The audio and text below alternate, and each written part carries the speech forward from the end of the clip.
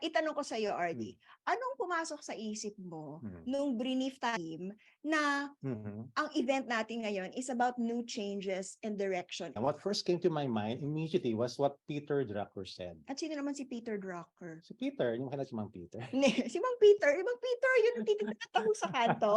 Hindi. Hindi siya Yung ito. ibang Peter, sorry Ito Okay, yan. go. Si Peter Drucker, they call him the man who invented management. He's an author, thought leader. He passed away, but his teachings are still alive right now. Sasabihin ko, sorry si Manong Peter, kaya lang namatay na pala siya. Okay, No, go. he's mentored thousands of CEOs All right. and students as a professor of management. Here are some of the books on change and the future Mhm. that he wrote and some familiar quotes baka that we can use. Parang importanteng tao siya. Sige nga, tingnan natin yung mga libro niya. Ito. Meron siyang Managing in Turbulent Times. And in this book, he said, change is the norm.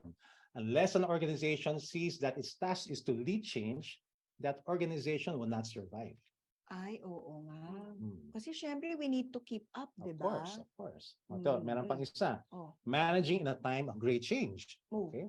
Sabi niya, one cannot manage change. One can only be ahead of it. So, kailangan forward thinking tayo. Oo. Kasi yung bukas magiging ngayon. Tama. So, meron pang isa. Okay. Marami siyang sinulat libro, pero one more. Oh. In Managing for the Future. Ano sabi niya? The best way to predict the future is to create it. Wow. Yan. Yeah. So, it's wonderful. Anyway, this is the quote that I remembered. Sabi ni Peter Drucker, ito, in a few hundred years, when the history of our time will be written from a long-term perspective, I think it is very probable that the most important event these historians will see is not technology, it's not the internet, it's not e-commerce.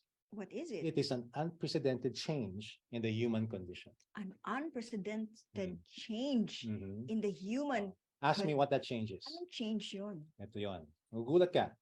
Sabi niya, for the first time, substantial and rapidly growing numbers of people have choices. Choices. Oo nga, ang daming choices. Ang dami, di ba? Oo. So, yun nga. So, and for the first time, people will have to manage themselves. So choices whether to eat healthy or to eat junk food. And in careers, in their lives, life choices, ang daming choices. To follow or not to follow. And unfortunately, sabi ni Peter Drucker, he ends it with this. We are totally unprepared for it. We are totally unprepared for leading ourselves and making those choices. Oh no! Tingin nga ulit yung quote niya, yung sinabi niya. Ito. Gusto nila i-screenshot to. Okay. In a few hundred years, when the history of our time will be written from a long-term perspective, I think that the most important event these historians will see is not technology, it's not the internet, it's not e-commerce, it's an unprecedented change in the human condition. For the first time, rapidly growing numbers of people have choices. For the first time, they will have to manage themselves. Unfortunately, we are totally unprepared for it. Yes. Naisip niya yon decades ago, bago pa siya mamatay. Yeah. Parang, 1990s pa sinasabi niya na yun. wow. Bago pa lang internet nun. Nako. Yeah.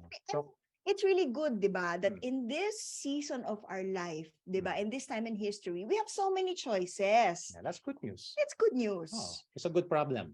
It's a good problem. So it's good news that we have so many choices that we can actually personalize our future. Sabi ni Peter Drucker, to predict the future, we should create it. But the downside is, or the bad news is that many of us are unprepared on how to manage or decide which choices and changes to embrace and accept.